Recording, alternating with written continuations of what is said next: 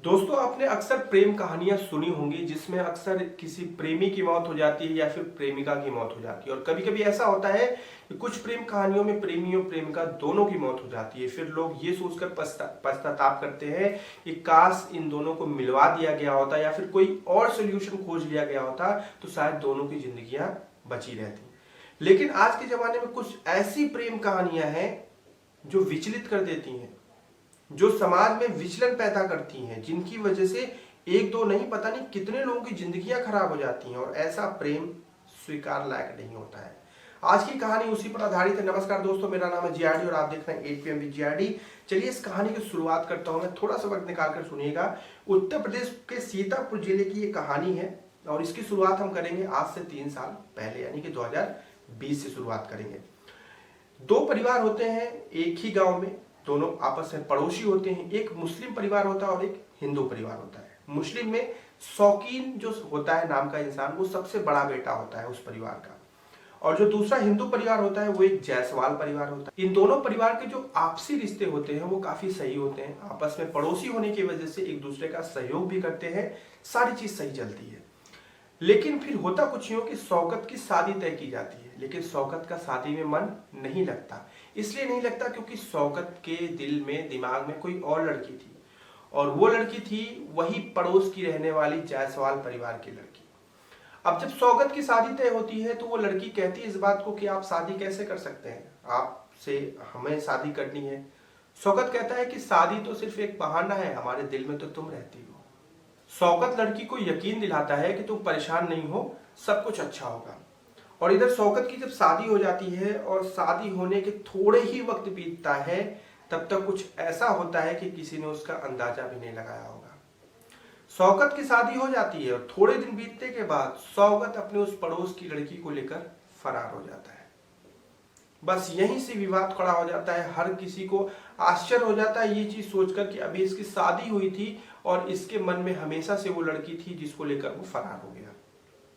जायसवाल परिवार में लोग, जो मुखिया थे उनका नाम था रामपति, और कुछ और भी लोग थे उनके घर में। वो सारे लोग पुलिस में तहरीर देते हैं, गुमशुदगी की रिपोर्ट दर्ज करवाते हैं और शौकत के खिलाफ भी रिपोर्ट लिखवाते हैं कि शौकत उनकी बिटिया को लेकर भाग गया है। पुलिस खोजबीन करती है और खोजबीन करने के बाद 2020 में जब ये लोग भागे थे तो कुछ ही समय बाद पुलिस इन दोनों को गिरफ्तार कर लेती है। गिरफ्तार करने के बाद जो लड़की होती है उसे उसके परिवार वालों को सौंप दिया जाता है और शौकत को जेल भेज दिया जाता है। अब देखिए, वहीं से दोनों परिवार में विवाद भी शुरू हो जाता है। जहां इन दोनों परिवारों में, दोनों पड़ोसियों में काफी अच्छा मिलन था, काफी अच्छे रिश्ते थे, काफी अच्छा व्यवहार था, अब वो सारी चीज नफरत में बदल चुकी थी। अब नफरत में बदलने के बाद होता क्या है आगे कि 2020 में पहली वारदात होने के बाद जब ये जेल में जाता है और जेल से जब वापस आता है तो उसके वापस आने के पहले ही जो लड़की के परिवार वाले होते हैं वो ऑलरेडी समझ चुके थे कि उनकी बदनामी हो चुकी है, जल्दी से जल्दी लड़की के हाथ पीले कर दी जाए, शादी करके इसको यहाँ से हटा दिया जाए। क्योंकि शौकत जब जेल से वापस लौटेगा तो जाहिर सी बात है कि पड़ोस के लोग हैं तो आमना सामना तो होगा ही। और शौकत अपने स्वभाव से भी काफी गुस्सैल और काफी चिड़चिड़ा स्वभाव का था वो।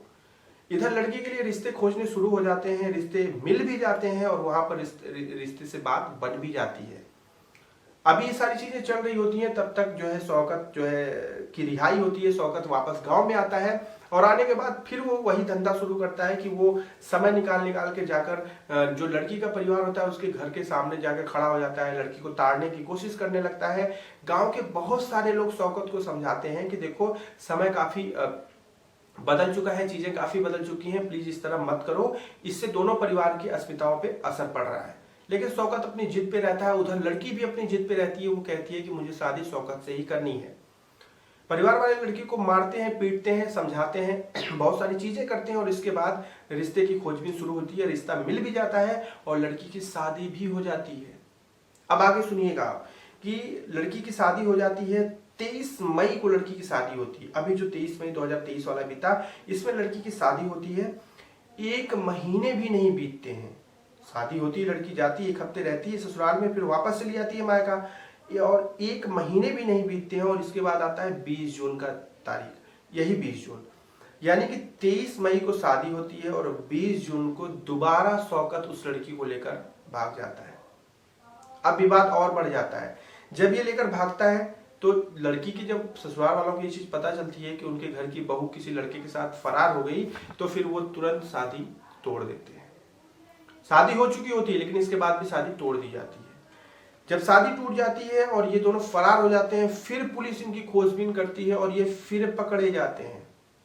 अब जब ये फिर पकड़े जाते हैं, शादी भी टूट जाती है, इधर से शौकत को फिर से जेल होती है और जो लड़की होती है, पुलिस लड़की को, परिवार वालों को लड़की उनकी सौंप देते हैं।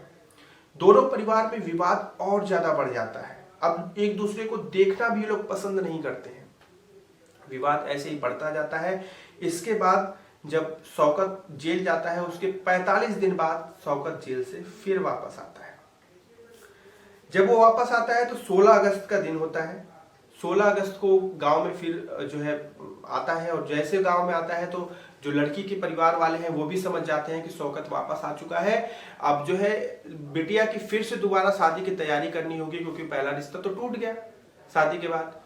तो जो लड़की के पिता हैं वो रामपति, वो उनके कई सारे रिश्तेदार सब मिलकर लड़की के लिए एक नया रिश्ता खोजना शुरू कर देते हैं कि किसी तरह करके लड़की की दूसरी शादी करके इसको यहाँ से हटा दिया जाए। इधर जब शौकीन वापस आता है तो फिर से वो वही काम करने लगता है कि वो फिर से इधर उधर घूमने फिरने और ताक में बिजी हो जाता है। हर कोई समझाने की कोशिश करता है। शौकत के जो पिता थे वो शौकत को काफी अच्छे से समझाते हैं, जिनका नाम अब्बास, शौकत की मां कमरुनिशा, ये सब मिलकर शौकत को समझाते हैं, लेकिन शौकत अड़ेला टाइप का था, वो किसी की बात नहीं सुनता है। 16 अगस्त को वो अपने गांव में वापस आता है और 18 अगस्त को फिर से लड़की को लेकर फरार हो जाता है। ये तीसरा वारदात था जब वो तीसरी बार लड़की को लेकर भागा था। लेकिन जब ये तीसरी बार भागता है ना, इसके बाद जो होता है ना वो हर किसी को हिला देता है। क्योंकि जब वो भागता है तो इधर जायसवाल परिवार में हर किसी का खून खौल जाता है। सब लोग दौड़ते हुए सीधे शौकीन के परिवार की तरफ दौड़ते हैं और शौकीन के परिवार की तरफ जब जाते हैं तो वहां पे शौकीन के पिता अब्बास और शौकीन की माँ वहां बैठे होते हैं और पहुंचते ही सबसे पहला तीखा सवाल करते हैं कि हमारी बिटिया कहाँ है। अब्बास कुछ समझ पाता, कुछ कह पाता, इससे पहले ही ये लोग जो है अब्बास को मारना पीटना शुरू कर देते हैं। अब्बास की पत्नी जब बचाने जाती है तो उसे भी धक्का मुक्की मार के मारा पीटा जाता है और इतना मारा जाता है कि मौका वारदात से अब्बास और उसकी पत्नी दोनों की मौत हो जाती है।